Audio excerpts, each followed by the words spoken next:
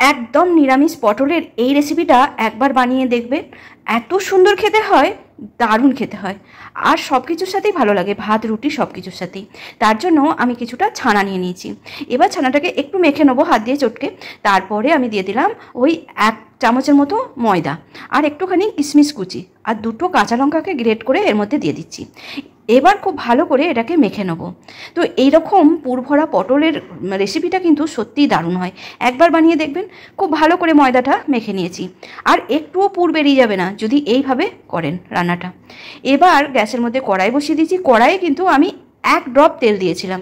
তার মধ্যে একটু আদা বাটা দিয়ে আদাটাকে একটু নাড়াচাড়া করে নিয়ে ওই ছানাটা দিয়ে দিলাম। এবার ছানাটাকে খুব ভালো করে মিশিয়ে নেবো আদার সাথে। বেশ কিছুক্ষণ ধরে কিন্তু ছানাটাকে ভেজে নিতে হবে, আর একটুখানি নুন দিয়ে দিলাম পরিমাণ মতো।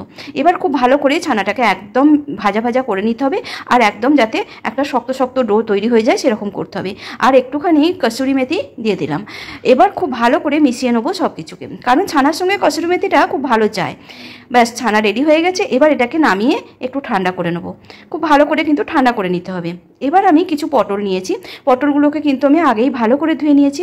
এবার পটলের গাটা শুধু এরকম করে ছুরি দিয়ে একটু ছিলে নেবো। খোসাগুলো কোনোভাবেই কিন্তু ছাড়াবো না, একটু হালকা করে ছিঁড়ে নিয়েছি।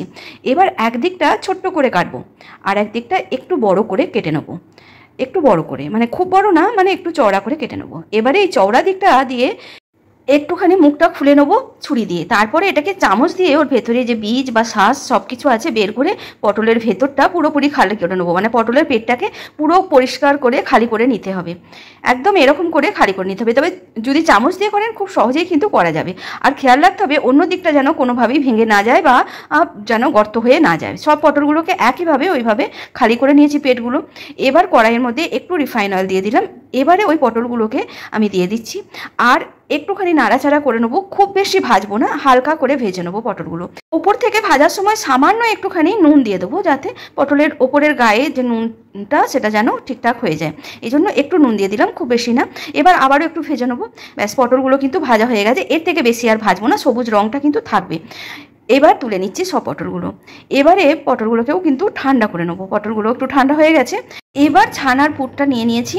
ছানার পুর থেকে একটু করে নিয়ে সেটাকে প্রথমে লম্বা করে নেবো হাতে টিপে টিপে, যাতে ওই পটলের ভেতরে, মানে পটলের পেটের ভেতরে এটাকে ভালো করে ঢুকিয়ে দিতে পারি। ঠিক এরকম করে আস্তে আস্তে করে পুরো পুরটাই ঢুকিয়ে দেবো।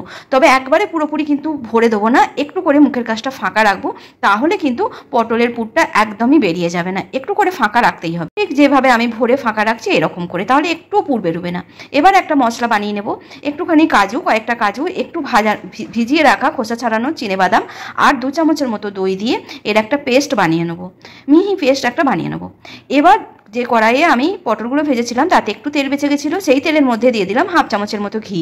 ঘিটা গলে যেতেই দিয়ে দিলাম 1 চামচের মতো আদা বাটা। আদাটাকে একটু ভেজে নেবো, মানে ভালো করেই ভেজে নেবো আদাটাকে।